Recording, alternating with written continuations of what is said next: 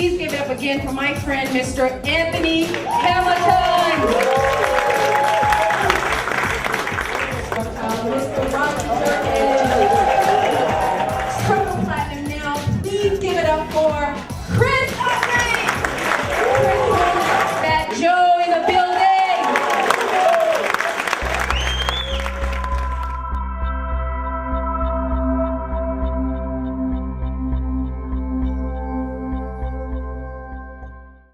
It's funny because people always say, well, every concept has been used. You know, I love you, you love me. Don't cry, say bye-bye. It's how you say it. If you say it in a new way, you know, like umbrella was a new way of saying, like, you know, of basically crying and rain and tears, like, you know what I mean? So being able to say it in a new way so it hits our generation in a different way.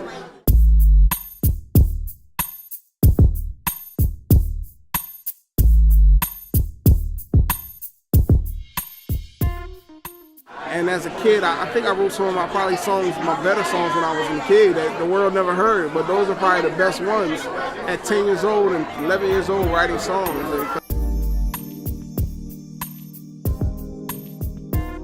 Writer's block is a temporary thing. I think everybody goes through a phase where you're like, oh, I can't come up with nothing, but you have to be inspired by something. So I suggest if you get a writer's block, try to open yourself up to something else. Go to the ocean.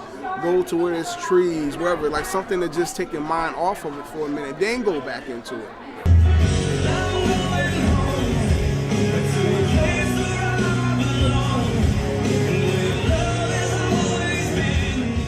Actually, the interesting story about this song that a lot of people don't know is I second-guessed it. So this is about a 2-year-old song. I wrote it before I went on Idol. I was sitting at home on my couch, just picked up the guitar, started strumming, and the lyrics literally just came out. And so for so long, I was thinking this song is probably not good enough.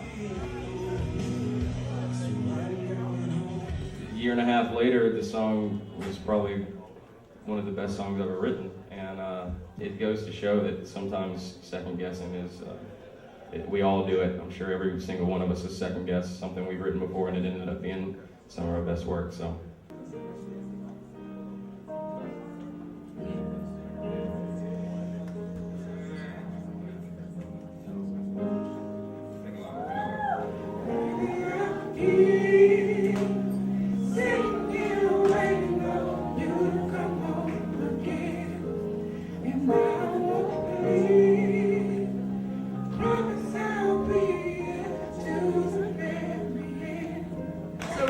Subject matter that makes a great rock song, like, you know, what do you think people want to hear in the lyrics of rock now?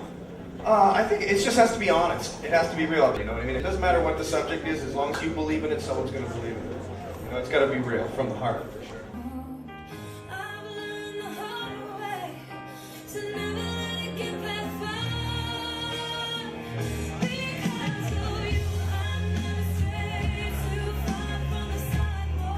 We got together and she just sang this song for me a cappella. She had this idea and it's a story about her mother and her relationship with her mother, and immediately I mean, you know, of course my first thought is, oh great, I'm gonna work with someone from American Idol. No offense, Chris. I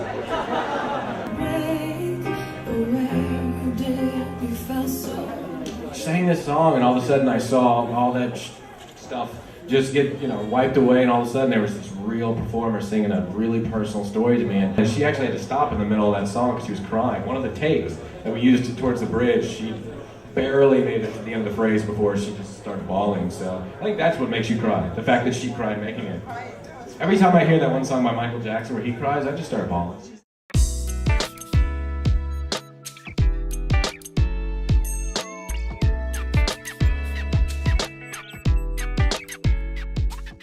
People aren't stupid. People that buy records aren't stupid. They know what's real, and they can relate to the artist, and everybody's gonna pick up something different in the song that they can relate to. I mean, music's your first dance, your wedding, your breakup song. It always relates to something, so you know, it's all universal.